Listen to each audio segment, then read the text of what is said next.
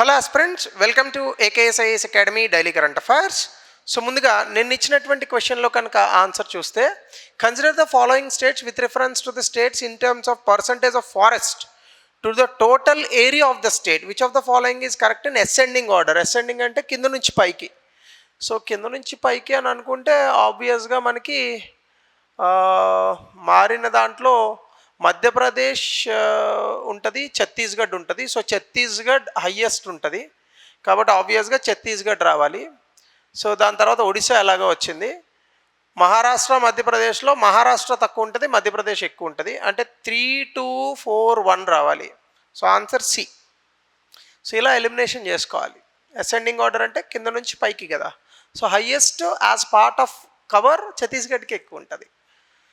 So అలాగే before we go to the session, if you're looking for UPSC admissions or group 1 and group 2 both AP and Telangana, దయచేసి కింద నెంబర్కి call చేయండి. They will give you all the details. ఇక ఈరోజు topic వచ్చేసి దేశమంతటా మరొకసారి జరిగినటువంటిది నీట్ ఐఐటి ఎగ్జామ్. పూర్తి స్థాయిలో పేపర్ లీక్ అయింది, నీట్ యూజీ లీకేజ్. ఈ నీట్ ఎగ్జామ్కి సంబంధించి ఐఐటి నీట్లో దాదాపు ఒక 22 లక్షల మంది అంతమందో రాశారట ఎగ్జామ్, 2 లక్షల పైచీలకు ఉన్నటువంటి సీట్లకు. సో ప్రభుత్వానికి 7వ తారీఖునే తెలుసు, కాకపోతే మొత్తం అవన్నీ చూసుకొని 12వ తారీఖున పూర్తి స్థాయిలో బయటకు వచ్చి పేపర్ లీక్ అయింది. మళ్ళా రీఎగ్జామినేషన్ కండక్ట్ చేస్తాం. అయితే ఇది మొదటిసారా? కాదు. నేషనల్ టెస్టింగ్ ఏజెన్సీ నిర్వహిస్తున్నటువంటి ఈ ఎగ్జాము మొదటిసారా ఇలా లీక్ అవ్వడం కాదు, గతంలో కూడా లీక్ అయింది. తెలిసింది కాబట్టి ఇప్పుడు లీక్ అయింది. తెలియనిటువంటివి ఎట్లాంటివి ఎన్ని ఉన్నాయో, ఎంతమంది డాక్టర్స్కి అర్హత లేనటువంటి వ్యక్తులు అర్హతలు సాధించి ఈ ఎగ్జామినేషన్స్లో లీకేజ్ పేపర్స్ వల్ల ఎంతమంది మనుషులను చంపుతున్నారో దేవుడికే ఎరిక.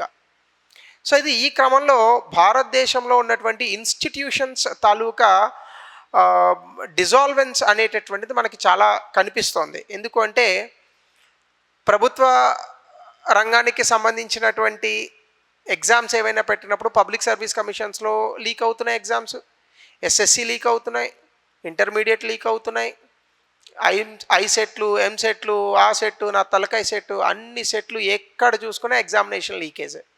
సో ఇంత లీకేజ్ అనేటటువంటిది ఉన్నటువంటి మన విద్యా వ్యవస్థలో అద్భుతమైన విద్యావంతులు తయారు చేయాలి, భారతదేశంలో ఇన్నోవేషన్ని తయారు చేయాలి. ఇవన్నీ ఎట్లా వస్తాయి, ఎలా సాధ్యం?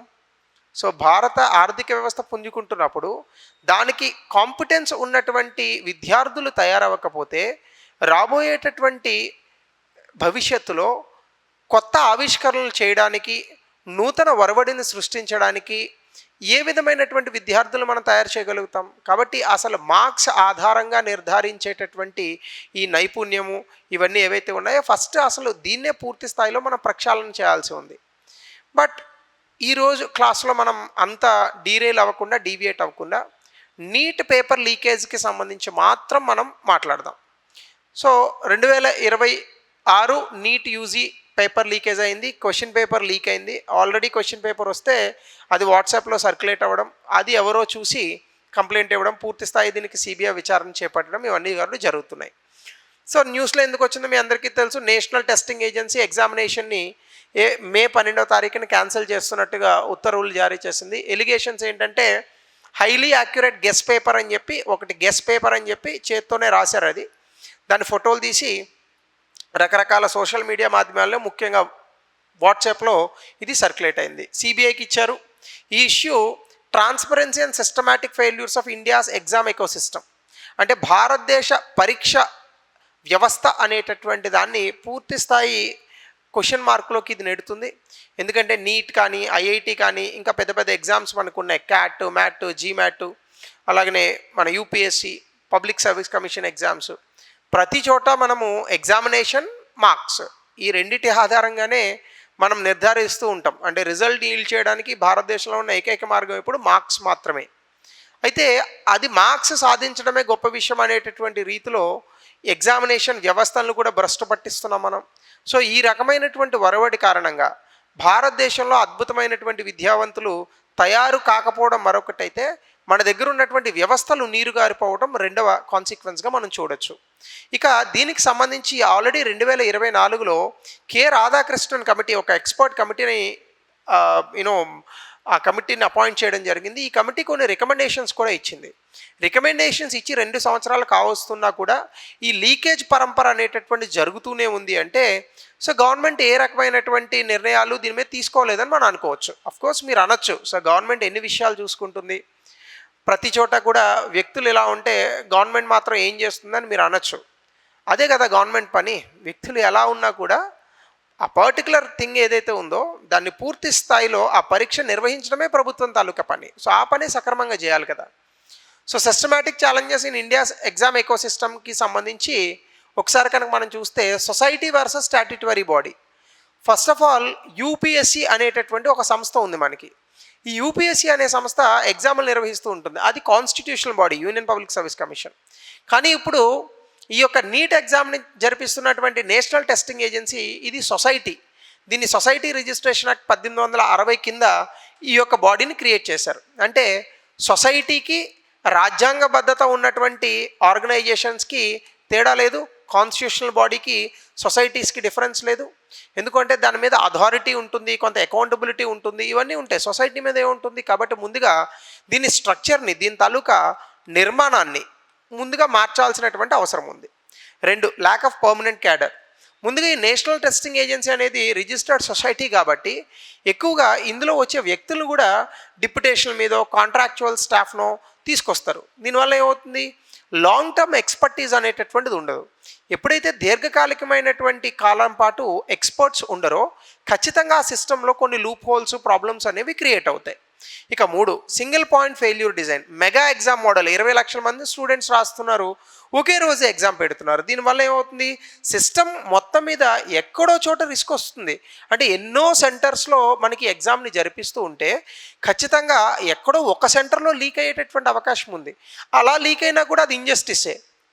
కాబట్టి ఈ ప్రాబ్లమ్ను కూడా కొంత సాల్వ్ చేయాల్సిన అవసరం ఉంది. అలాగనే zero error, zero tolerance measures అని తీసుకున్నారు. అంటే ఆ పేపర్స్ని జీపీఎస్ ట్రాకింగ్ చేస్తున్నారు, సీసీటీవీ సర్వేలెన్స్ ఉంది, పోలీస్ నిఘా పెట్టారు. ఇన్ని చేసినా కూడా నీట్ ఎగ్జామ్ 2024 లీకేజ్ అయింది, 2026 లీక్ అయింది. సో మరి ఎక్కడ ప్రాబ్లం వస్తుంది, కరెక్ట్గా ఐడెంటిఫై చేయలేకపోతున్నామా, చేసినా దాన్ని ఆపలేకపోతున్నామా?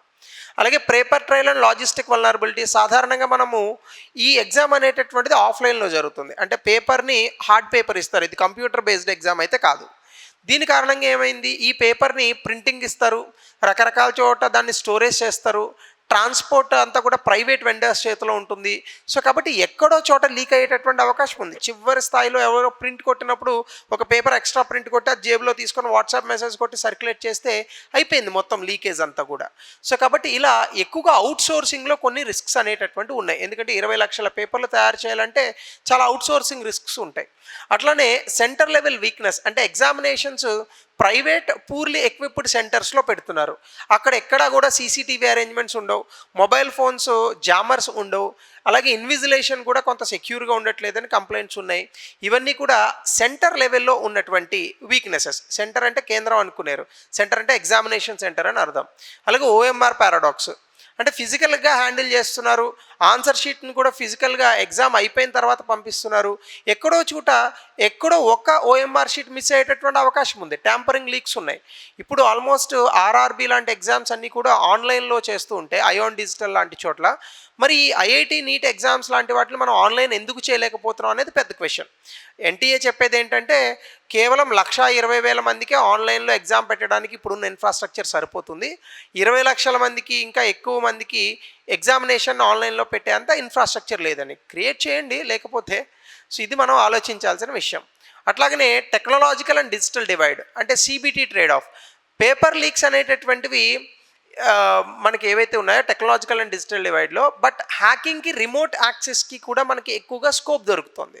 అలాగనే గవర్నమెంట్ తాలూకా ఈ సిబిటి సెంటర్స్ ఏవైతే ఉన్నాయో, సఫిషియంట్ సెంటర్స్, ఇక్కడ కొంత సఫిషియన్సీ అనేటటువంటిది లేదు, అంటే సరిపోవట్లేదు ఆ సెంటర్స్. అలాగనే ప్రైవేట్ సెంటర్స్ మీద ఎక్కువగా డిపెండ్ అవుతున్నారు. దీని కారణంగా కూడా కొంత చీటింగ్ అనేటటువంటి జరుగుతుంది. అలాగే నేషనల్ టెస్టింగ్ ఏజెన్సీ కెపాసిటీ కూడా 1.5 lakh క్యాండిడేట్స్ పర్ షిఫ్ట్ ఉంటున్నారు. మల్టిపుల్ షిఫ్ట్స్ చేయాలి అంటే అప్పుడు ఏమవుతుంది, కుదరట్లేదు. దానివల్ల నార్మలైజేషన్ చేయాల్సి వస్తుంది. మార్క్స్లో నార్మలైజేషన్ చేస్తే మళ్ళీ అక్కడ ఫెయిర్నెస్ దెబ్బతింటుంది. సో ఇవన్నీ మనకున్నటువంటి ప్రాబ్లమ్స్. అలాగే sophisticated mall practice, Telegram, dark nets, WhatsApp, high technologies, Bluetooth devices కూడా వాడి నీట్ ఎగ్జామ్ రాసేస్తున్నారు. సో ఇవన్నీ ఎందుకు జరుగుతున్నాయి అంటే మనం ఖచ్చితంగా సెక్యూరిటీ మెజర్స్ అనుకున్నటువంటి స్థాయిలో తీసుకోవట్లేదు. అలాగనే socio economic pressure factors, coaching nexus, చాలా పెద్ద పెద్ద హబ్స్ ఉన్నాయి, కోటా లాంటి సెంటర్స్ ఉన్నాయి. ఈ కోటా లాంటి సెంటర్స్ నుంచి ఐఐటి జేఈ ప్రిపేర్ అయ్యేటటువంటి వ్యక్తుల సంఖ్య కోకొల్లలు. నీట్, ఐఐటి జేఈ నా ఉద్దేశంలో. ఇక్కడ విన్ అట్ ఆల్ కాస్ట్ అనే మైండ్ సెట్ ఉంటుంది. అంటే ఈ ఆర్గనైజేషన్సే కొంత కరప్షన్కి పాల్పడేటటువంటి అవకాశాలు కూడా ఉన్నాయన్నమాట. అలాగే ఎక్స్ట్రీమ్ కాంపిటీషన్, దాదాపు 1,00,000 ఎంబీబీఎస్ సీట్స్ ఇప్పుడు 2 లక్షల పైచీలకు ఎన్నో ఉంటే 22 లక్షల మంది రాస్తున్నారు. అంటే ఎంత హై డిమాండ్ ఉందో చూడండి డాక్టర్స్కి. అంత ఉన్నప్పుడు లీకేజ్ కూడా డిమాండ్ ఉంటుంది. ఒక పేపర్ తెచ్చుకొని ₹1,00,000 తీసుకున్న 100 మంది దగ్గర తీసుకుంటే ₹1,00,00,000. అలాంటి పరిస్థితులు వచ్చాయి. అలాగే ఫీ డిస్పారిటీ, అంటే గవర్నమెంట్ ప్రైవేట్ కాలేజెస్ మధ్య చాలా విపరీతమైన ఫీజు గ్యాప్ ఉంటుంది. సో ఈ మధ్యకాలంలో మా రిలేటివ్స్ ఒక అబ్బాయికి మార్క్స్ వచ్చాయి కాబట్టి సీటు తక్కువకే దొరికింది. కానీ ఎవరైనా డొనేషన్ కట్టి కనుక తీసుకోవాలని అనుకుంటే కనీసం ఎంబీబీఎస్ సీటు ఒక సంవత్సరానికి ₹1,00,00,000 కట్టాల్సినటువంటి పరిస్థితులు ఉన్నాయి. సో ఈ విధంగా మరి ప్రైవేట్ ఆర్గనైజేషన్స్లో ₹1,00,00,000 ఎంబీబీఎస్కి తీసుకుంటే, గవర్నమెంట్ ఏమో ₹1,00,000 తీసుకుంటే మరి 99% గ్యాప్ అనేటటువంటిది మీకు అక్కడ కనిపిస్తోంది.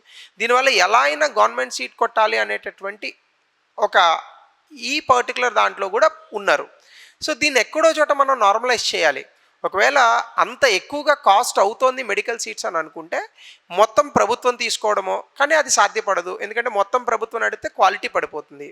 కానీ ప్రైవేట్ ఆర్గనైజేషన్స్కి ప్రభుత్వం ఆ పర్టికులర్ ఫీజుని ఎక్కడో చోట కొంత ఆపేటటువంటి ప్రయత్నం చేయాలి, క్యాప్స్ పెట్టాలి, వాళ్ళకు కూడా స్కాలర్షిప్స్ ప్రొవైడ్ చేయాలి. సో ఇట్లాంటివి ఏమైనా చేస్తే ఇట్లాంటివి ఆగుతాయి. అలాగే ఎథికల్ ఎరోజన్, అంటే నార్మలైజేషన్, కరప్షన్ అనేది చాలా నార్మల్ అయిపోయింది. అన్ఫేర్ అడ్వాంటేజ్ కోసం కూడా ఈవెన్ ఇలాంటి వాటి కోసం డబ్బులు పే చేసే వాళ్ళు కోకొల్లలు ఉన్నారు. అలాగే లీగల్ అండ్ ఫెడరల్ హర్డల్స్, అంటే కంకరెంట్ లిస్ట్. ఎడ్యుకేషన్ అనేది కేవలం కేంద్రమో కేవలం రాష్ట్రమో ఉండదు, కంకరెంట్ లిస్ట్లోకి వస్తుంది. కాబట్టి రాష్ట్రము కేంద్రము ఇద్దరూ కూడా సమన్వయంతో పనిచేయాలి. అది పెద్ద సవాలుగా మారింది. అలాగనే paper leak networks across states, అంటే బీహార్, జార్ఖండ్, రాజస్థాన్ ఈ రాష్ట్రాల్లో పేపర్ లీకేజ్ కోసమే పనిచేస్తున్నటువంటి కొన్ని ఆర్గనైజేషన్స్ కూడా ఉన్నాయట. అది ఇంకా దారుణం. అలాగనే real time data sharing, state పోలీస్కి సెంట్రల్ ఏజెన్సీస్కి మధ్య అసలు ఎంత రియల్ టైం డేటా షేర్ అవుతుంది అంటే ఇలాంటి లీకేజ్లు వస్తే ఒకవేళ సిబిఐ ఇన్వెస్టిగేట్ చేస్తూ ఉంటే దానికి రాష్ట్ర ప్రభుత్వం తాలూకా సలహాలు, సూచనలు లేదా సహకారం ఎంతవరకు అందుతోంది, ఇవి కూడా దొంగల్ని పట్టుకోవడానికి మనకు ఉపయోగపడేటటువంటి థింగ్స్. గతంలో కూడా పేపర్ లీకేజెస్ చూడండి మీరు, 2014 నుంచి 2026 మధ్య చాలా లీకేజెస్ జరిగాయి. మీకు కొన్ని మాత్రమే ఉదాహరణ చెప్తాను. రాజస్థాన్లో ఆర్మీ రిక్రూట్మెంట్ లీక్ అయింది బికనేర్ ప్రాంతంలో. అలాగే 2016లో నీట్ ఫేజ్ 1 లీక్ అయింది. 2017లో ఎస్ఎస్సి లీక్ అయింది. అలాగే సిబిఎస్ఈ ఎకనామిక్స్ పేపర్ 2018లో లీక్ అయింది పూర్తి పేపర్. 2019లో సిబిఎస్ఈ మ్యాథ్స్, జేఈఈ మెయిన్స్, 2023లో Gujarat forest guard exams, Maharashtra HSC maths, 2024లో నీట్ యూజీ లీక్ అయింది, యూజీసీ నెట్ లీక్ అయింది. అలాగనే 2025లో RRB loco pilots exam leak అయింది. 2026లో జేఈఈ మెయిన్స్ లీక్ అయింది, నీట్ యూజీ లీక్ అయింది. ఇలా ప్రతిదీ లీకే. ఇంకా సో టెలిగ్రామ్ గ్రూప్స్లో, అన్ని గ్రూప్స్లో question papers before the exam 1 day వచ్చేస్తున్నాయి. సో మరి అర్హులైన విద్యార్థులు పక్కకు పోతారు, అర్హత లేని వ్యక్తులు అందలాలకి కూర్చుంటారు. ఇది ఏ విధంగా భారతదేశానికి ఇది ఉపయోగం? మరి పెద్ద పెద్ద దేశాలతోనే యుద్ధాలు చేసేటటువంటి స్థాయిని సాధిస్తున్నటువంటి భారతదేశం అరే ఒక్క ఎగ్జామ్ని లీకేజ్ లేకుండా కండక్ట్ చేయలేకపోతే ఇంకా ఏమి వ్యవస్థలు, ఇంకా ఏం మాట్లాడగలం మనం? నేనేం చెప్పాలి, మీరేం కమెంట్ చేయాలి? సో నేషనల్ టెస్టింగ్ ఏజెన్సీ గురించి సరే ఎగ్జామినేషన్ పాయింట్ ఆఫ్ వ్యూలో చూద్దాం. మళ్ళీ నేను చెప్తే ఇదేదో పొలిటికల్ పాయింట్ ఆఫ్ వ్యూలోకి వెళ్ళిపోతుంది, మళ్ళీ తిట్టుకుంటారు మీరు. కాబట్టి నేషనల్ టెస్టింగ్ ఏజెన్సీ అనేది ఒక autonomous organisation, self sustained organisation. కానీ దీన్ని మినిస్ట్రీ ఆఫ్ ఎడ్యుకేషన్ ఎగ్జామినేషన్స్ని ట్రాన్స్పరెంట్గా, ఎఫిషియెంట్గా కండక్ట్ చేయడానికి తీసుకొచ్చారు. కానీ ఎందుకు చేశారో కానీ దీన్ని సొసైటీగా రిజిస్టర్ చేశారు. సొసైటీగా బహుశా ఎందుకు చేసి ఉండొచ్చు అంటే లాభాపేక్ష లేకుండా పనిచేయాలని. కానీ కాన్స్టిట్యూషనల్ బాడీ చేయొచ్చు కదా, లేదా స్టాట్యుటరీ బాడీ చేయొచ్చు. సో అట్లా చేయలేదు. కాబట్టి ఇది స్టాట్యుటరీ బాడీ కాదు, ఇది పార్లమెంట్ చట్టంతో వచ్చినటువంటిది కాదు. దీని ఫంక్షన్స్ అన్నీ కూడా executive powers under the union గవర్నమెంటే వస్తాయి. సో అలాగనే ఎగ్జామినేషన్స్ ఇది ఏం చేస్తుందంటే ఇంజనీరింగ్కి మీ అందరికీ తెలుసు జేఈ మెయిన్స్ ఇంజనీరింగ్ పెడుతుంది. అలాగే మెడిసిన్కి నీట్ క్యూట్ ఎగ్జామ్ అని ఒకటి ఉంటుంది, యూనివర్సిటీ ఎంట్రన్స్ టెస్ట్ ఉంటుంది అండర్ గ్రాడ్యుయేషన్కి, దానికి కూడా ఇదే ఎగ్జామ్స్ పెడుతుంది. అలాగే పోస్ట్ గ్రాడ్యుయేషన్లో మళ్ళీ cute PG, UGC net assistant professor JRF, CSR central scientific industrial research ఉంటుంది కదా, ఈ ఎగ్జామ్స్ కూడా పెడతారు. ఇది బేసికల్గా ఒక గవర్నింగ్ బాడీ ఉంటుంది. ఇందులో ఎమినెంట్ ఎడ్యుకేషనలిస్ట్ ఉంటారు. ఇందులో సాధారణంగా డైరెక్టర్ జనరల్ అని ఉంటారు, ఈయనే సిఇఓ, అలాగే యాక్టింగ్ యాజ్ ఎ సిఇఓ కూడా ఉంటారు. Joint secretary government of India ర్యాంకింగ్లో ఉన్నటువంటి వ్యక్తులకి, కొంతమంది ఐఏఎస్ ఆఫీసర్లకు కూడా ఇందులో ప్లేస్ ఇస్తారు.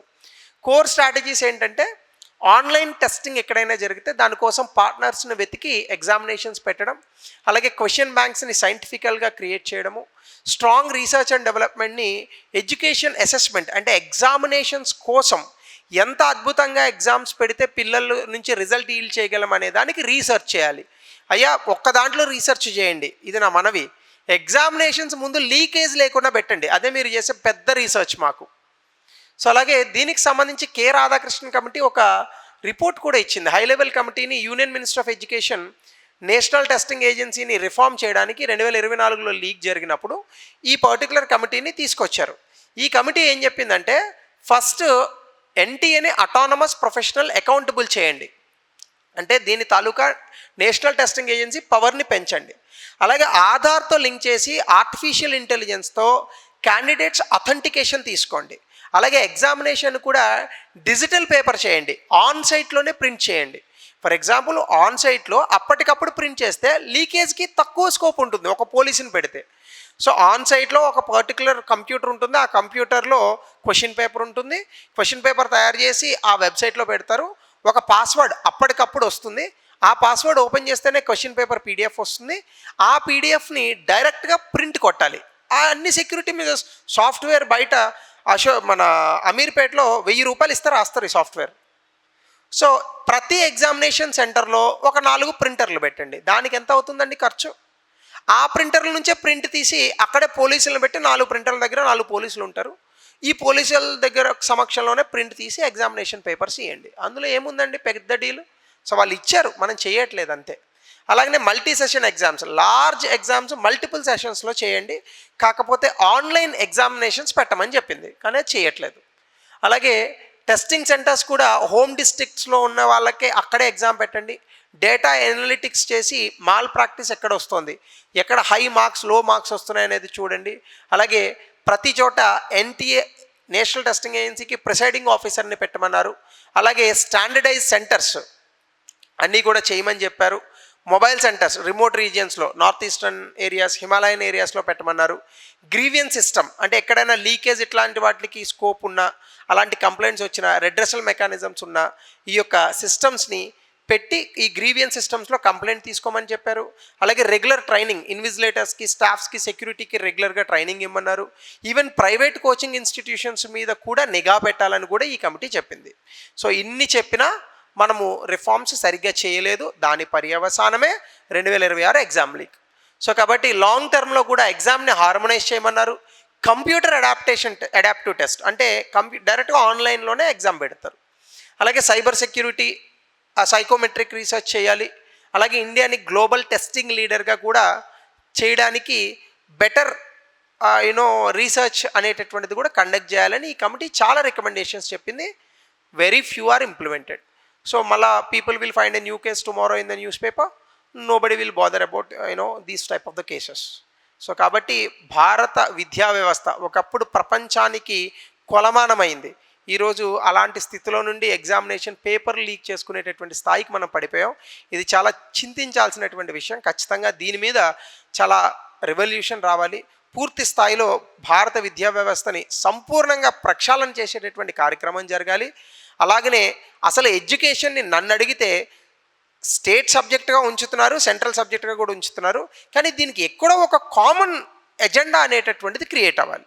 నన్ను అడిగితే కేంద్ర ప్రభుత్వమే అసలు మొత్తం ఎడ్యుకేషన్ తీసుకొని పూర్తి స్థాయిలో కరికులంని తయారు చేసి రాష్ట్ర ప్రభుత్వాల్లో మాత్రం వాళ్ళకి నచ్చినట్టుగా వాళ్ళ భాషలో చెప్పుకునేటటువంటి పరిస్థితుల్ని కల్పించాలి.